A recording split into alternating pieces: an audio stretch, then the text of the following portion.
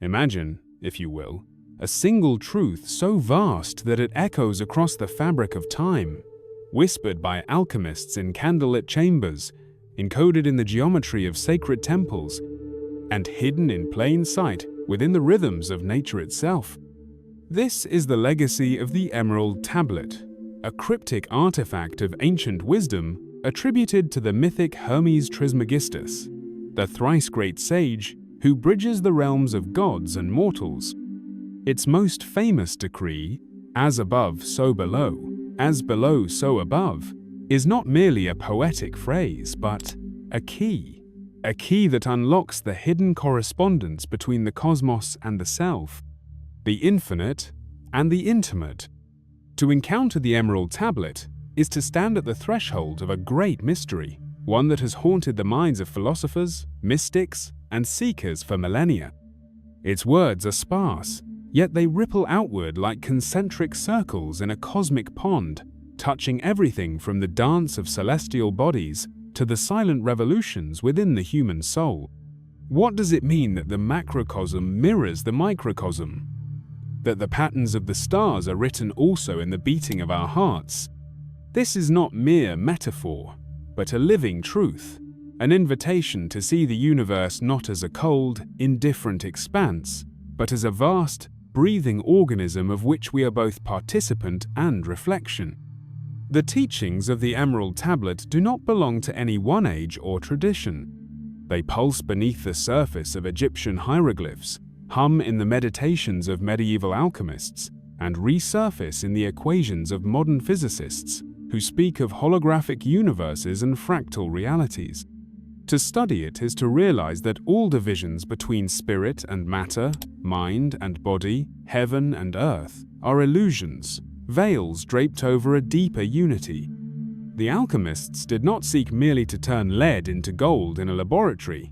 They sought the transmutation of the soul, the revelation that the base and the divine are two faces of the same eternal substance. And so we begin here, at the edge of understanding, peering into the depths of a wisdom that refuses to be confined by time or dogma. This is not a path for those who seek quick answers or rigid doctrines, but for those who feel the call to wander the labyrinth of existence, to question, to wonder, and ultimately to awaken. The Emerald Tablet does not give its secrets lightly. It demands contemplation, a willingness to see the world anew, to recognize that every leaf, every stone, every fleeting thought is part of a grander design. If these words stir something within you, if you feel the resonance of an ancient truth brushing against the edges of your awareness, then you are already stepping onto the path. The journey is not always easy, but it is one of unimaginable richness. For to know the secrets of the Emerald Tablet is to know, in some small and sacred way, the secrets of yourself. If this exploration speaks to you, I invite you to like, comment, and subscribe, so that we may continue to unravel these mysteries together. To gaze upon the Emerald Tablet is to stand before a mirror that reflects not just the face, but the very architecture of existence. Its words are few, yet they contain the blueprint of reality, an intricate lattice where the celestial and the terrestrial, the eternal and the ephemeral, are bound in an unbreakable embrace.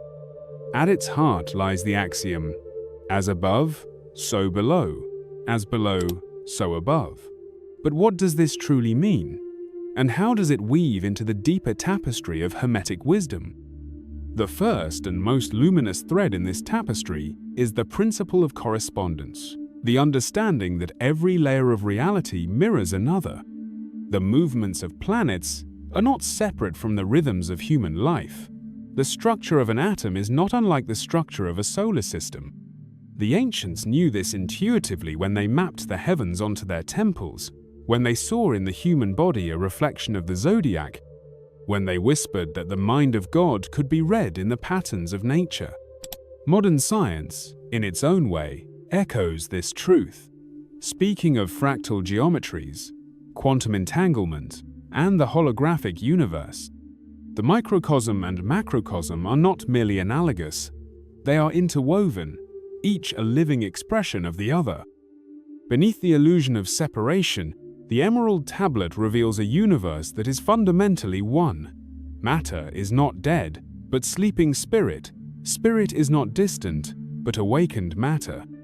The alchemists sought the prima materia, the first substance from which all things arise, because they knew that gold and lead, the divine and the mundane, were made of the same essence.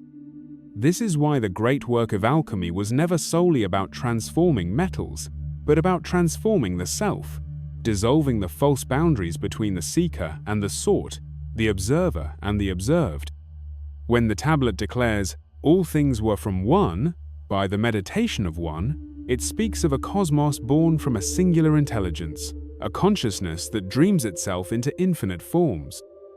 Yet, within this unity, there is dynamic tension, the dance of opposites that gives rise to all manifestation. Light and shadow, masculine and feminine, contraction and expansion, these are not enemies, but lovers in an eternal embrace. The Emerald Tablet does not deny duality, it transcends it, revealing that every pair of opposites is but two faces of the same truth. The alchemical marriage of sun and moon, sulfur and mercury, is not destruction, but reconciliation. To know this is to move beyond conflict, to see that every challenge contains its own resolution, every death the seed of a rebirth. Perhaps the most transformative of the tablet's teachings is the role of consciousness in shaping reality. The mind is the father of all things, it proclaims, echoing the Hermetic maxim that the universe is mental. This is not mere metaphor, it is an alchemical truth.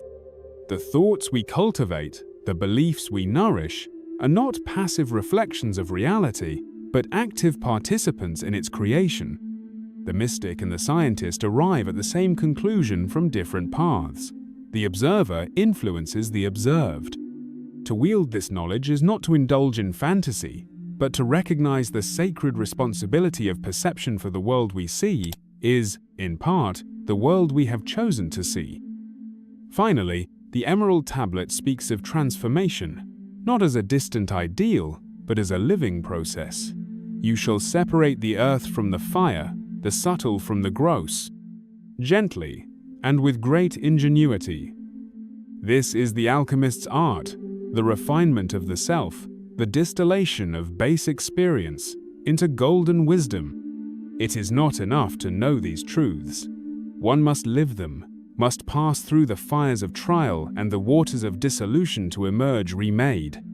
The philosopher's stone is not a physical object, but the awakened self, the one who has realized their own divine nature. These are not abstract ideas, but living keys, keys that unlock the doors of perception, that reveal the hidden connections threading through all things. To study the Emerald Tablet is to engage in an act of remembrance, to recall what the soul has always known, but the mind has forgotten. And so we stand at the crossroads once more, where wisdom beckons us deeper. The symbols and myths that have carried these truths through the ages await us, veiled in allegory, rich with meaning. To read the Emerald Tablet, literally, is to mistake a lightning bolt for the storm itself. Its truths are not given plainly, but encoded, woven into myth, geometry, and the silent language of symbols that speak directly to the unconscious mind. These are not mere decorations, but living gateways, each one a mirror, a key, a doorway into deeper understanding. Consider the caduceus, the staff of Hermes, entwined with twin serpents ascending in perfect balance. This is no arbitrary emblem, but a map of awakening. The serpents represent the opposing yet complementary forces, sun and moon, masculine and feminine, Ida and Pingala, whose dance generates the current of spiritual evolution. Their intersection points mark the chakras, the alchemical vessels where base energy is refined into gold. And at the summit, wings, the liberation of consciousness from the cycles of polarity. The message is clear. Enlightenment is not the denial of duality, but its mastery. Then there is the Ouroboros, the serpent devouring its own tail. A child might see only a circular oddity, but the initiate recognizes the first law of alchemy. What is below is like what is above, and what is above is like what is below. The Ouroboros is time itself, the endless cycle of destruction and creation, death and rebirth. It is the breath of the cosmos, inhaling matter into spirit, exhaling spirit into matter. Modern physics whispers this same truth. Energy cannot be created or destroyed, only transformed. The alchemist who comprehends this fears no ending, for they know every dissolution is a prelude to renewal. Myths across cultures speak of the phoenix, the radiant bird that immolates itself only to rise anew from its ashes. This is the essence of the great work. The fire is not punishment, but purification, the burning away of illusion, the calcination of the ego. Note that the phoenix does not resist the flames, it surrenders to them. So too must the seeker yield to the trials that alchemize fear into wisdom, pain into compassion, leaden despair into golden understanding. The tablet's injunction, "You shall separate the earth from the fire, the subtle from the gross," finds its echo here. True transformation requires both the crucible and the courage to enter it. Why is the tablet emerald? Ancient lore tells us this stone was said to fall from Lucifer's crown during his descent, not as a curse, but as a gift. Emeralds were believed to sharpen sight, both physical and inner. The color green vibrates at the heart chakra, the fulcrum between heaven and earth. Thus, the tablet's very substance whispers its purpose, to bestow seeing, not with the eyes, but with the awakened mind. To gaze upon its teachings is to receive the fallen light of the morning star, not as condemnation, but as illumination. Deepest of all is the symbol of the Hieros Gamos, the sacred marriage between king and queen, sulfur and mercury, sun and moon. This is no mere chemical analogy, but the reconciliation of all apparent opposites within the soul. The alchemical texts depict this union with startling intimacy. Two beings merging into an androgyne, then a winged hermaphrodite, then pure light. The message is radical. Divinity is not male nor female, but the child of their union. To know thyself, then, is to wed the warrior and the poet within, the skeptic and the mystic, the human and the eternal. These symbols are not relics, but living fires, each one capable of igniting revelation in the prepared mind. They remind us that the emerald tablet was never meant to be read, but decoded not with the intellect alone, but with the soul's innate knowing. Now, having wandered these mythic corridors, we face a pivotal question. How does one bring such cosmic truths down to earth? How might these flames illuminate the mundane moments of our daily lives? The greatest alchemy is not performed in crucibles or ancient laboratories, but in the quiet moments of our daily existence, in how we meet suffering, how we cultivate joy, how we navigate the invisible currents between ourselves and the world. The Emerald Tablet was never meant to remain an esoteric curiosity. It is a manual for living, a guide to transforming the raw material of experience into the gold of awakened consciousness. Every moment presents an opportunity to practice the tablet's first law. As above, so below. This begins with perception. When you find yourself trapped in frustration, stuck in traffic, betrayed by circumstance, wounded by another's words, pause. Recognize that the outer world is mirroring an inner state. The chaos out there often reflects unresolved chaos within. This is not blame, but empowerment. By shifting your inner landscape through breath, through acceptance, through reframing, you alter the reflection. The alchemists called this solve et coagula, dissolve the rigid perception, then reconstitute it with wisdom. Emotions are the prima materia of the soul, the raw substance to be worked. Anger, when left unconscious, corrodes, but when alchemized, becomes the fire of righteous action. Fear, when resisted, paralyzes. When transformed, becomes heightened awareness. Even grief, that heaviest of metals, can be distilled into compassion. The practice is simple but profound. When a strong emotion arises, do not suppress it or be consumed by it. Instead, hold it as the alchemist holds a volatile substance over the flame and ask, "What is this here to teach me? How might this serve growth rather than suffering?" This is how lead becomes gold. Modern life thrives on distraction, but the alchemical work demands presence. The tablet's injunction to separate the subtle from the gross speaks to this. We must sift the eternal from the ephemeral. Create small rituals to anchor yourself in the now. The way you savor morning coffee, the pause before responding in conversation, the full attention given to a sunset. These are not mundane acts, but sacred operations. In Kabbalah, it is said that even the simplest action, when done with full intention, repairs the universe. Your daily life is the alchemical laboratory. The Hermetic wisdom reveals that nothing is isolated. Every thought, every deed ripples through the web of existence. When you consume whether food, media, or another's energy, ask, does this nourish or deplete? When you speak, observe. Are these words true, necessary, and kind? The ancient alchemists revered the principle of exchange, understanding that to take from the earth, one must also give. In your own life, practice this balance. For every complaint, voice gratitude. For every taking, offer a gift, however small. This is how we honor the living tablet of the world. Ultimately, the emerald tablet points to one staggering truth. You are the stone. Not an external object, but the perfected self, the being who has integrated shadow and light, who moves through the world as both student and sage.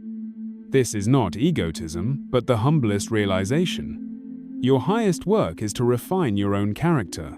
When faced with trials, ask, how is this situation polishing me?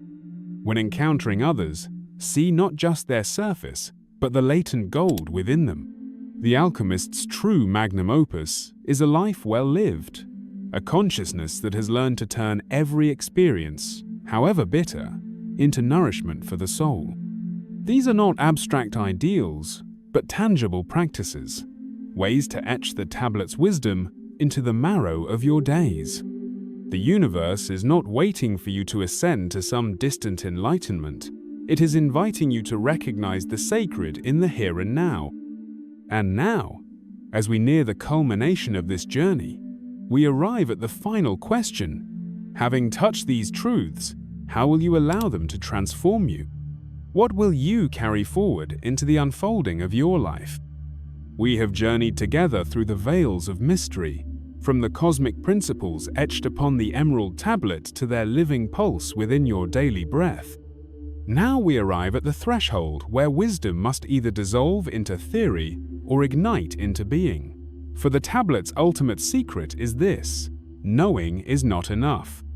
True alchemy begins when understanding takes root in the bones, when philosophy becomes flesh, when the marriage of heaven and earth is consummated through you. Consider the moment when an alchemist of old first witnessed lead transforming in the crucible. That flash of recognition that matter is not static, but fluid with possibility. You stand at such a moment now. Every insight you've encountered here, the correspondences between macrocosm and microcosm, the dance of polarity, the power of conscious perception is not merely information, but invitation. The universe has been waiting for you to recognize yourself as participant in its grand work. The trials you've endured, the joys you've cherished, even the times you felt most fragmented, all were preparing you for this realization. You are both the alchemist and the elixir. This is not a path for the faint of heart. To live the Hermetic wisdom is to consent to perpetual transformation, to become like the phoenix, willing to burn away what no longer serves. It requires the courage to see through illusion, recognizing that most suffering stems from misperception of reality's true nature. Embrace paradox, holding seeming opposites, strength, vulnerability, solitude, connection, without resolution. Bear the light, allowing your awakened consciousness to illuminate the shadows in yourself and the world. Yet this pilgrimage needs no monastery or retreat.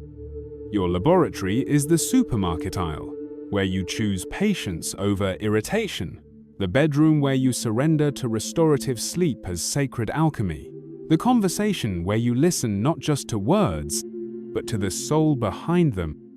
Here lies the tablet's most urgent message. Your transformation transforms the world. Just as the flapping of a butterfly's wings influences distant storms, your inner alchemy sends shockwaves through the collective consciousness.